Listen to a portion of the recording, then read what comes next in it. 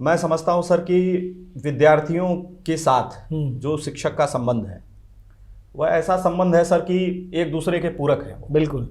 चाहे शिक्षा सिर्फ अक्षर ज्ञान नहीं है, वह उनके जीवन का ज्ञान है। और शिक्षक का दायित्व तो है कि उसके जीवन से जुड़ी हुई समस्त मुद्दों पर जी उसके अंदर विवेक पैदा करे, उस विद्यार्थी के अंदर। तो जैसे सर मैं जब पढ़ रहा था तो मेरे गुरुजी ने समय समय पर मुझे प्रकाशित किया अपने ज्ञान से। मैं अब पढ़ा रहा हूं तो वहां पर विद्यार्थी मुझे तरह तरह के मिलते हैं।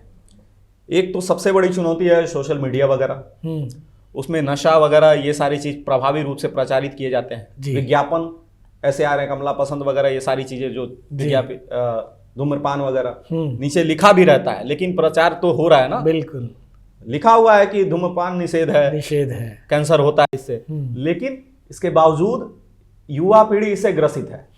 मैं अपने अरविंद महाविद्यालय में अध्यापन कर रहा हूं तो वहां कई सारे विद्यार्थी ऐसे मुझे मिलते हैं, उन्हें पता नहीं है कि मैं जानता हूं जी। मैं उन्हें संकेत में उनके माँ बाप के दायित्व का बोध कराता हूं। आहा, बहुत अच्छे। कि भाई तुम्हारे माँ बाप बड़े श्रम से, साधना से, जितनी तुम साधना नहीं कर रहे हो उसके 4 गुना ज्यादा साधना वो करते हैं तुम्हारी शिक्षा दीक्षा। बिल्कुल बिल्कुल। तुम्हारा कर्तव्य क्या है? स्वस्थ रहना, स्वस्थ रहते हुए अन्य कार्य करने हैं।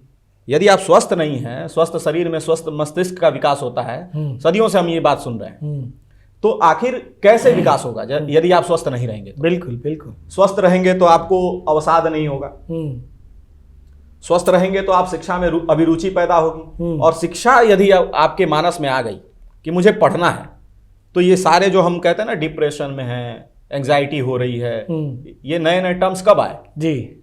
ये टर्म्स तब आते हैं जब आपका मनस्थिति मजबूत ना हो, आत्मबल मजबूत ना हो जी। आत्मबल की धुरी पर ही मानव का विकास संभव है। वाह। और मैं इस बात को उन्हें बोध कराता हूं कि आप भरसक जिस समस्या से जूझ रहे हैं वो मुझे बताइए, अपने माता पिता से बताइए। एक विद्यार्थी कॉलेज आता ही नहीं था, उसके पिताजी को पता भी नहीं था कि कॉलेज आज जा रहा है कि नहीं आ रहा है। मैंने एक दिन बात कर ली, पूरे सेमेस्टर वो बच्चा आया ही नहीं। मैंने उनके पिताजी से कहा कि देखिए आपके बच्चे में पता नहीं किस बात की हीनता बोध है कि वह कॉलेज आता है नहीं आता है, इसका जानकारी आपको नहीं है। उनके पिताजी एसडीएम है।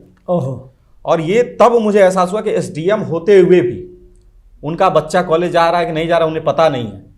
तो हमारा जो कर्तव्य है सिर्फ कॉलेज भेजने से पूरा नहीं होता है जी। आप अपने बच्चे पर यह भी उसको बताइए कि विद्यालय क्यों भेजा जा रहा है, महाविद्यालय क्यों भेजा जा रहा है।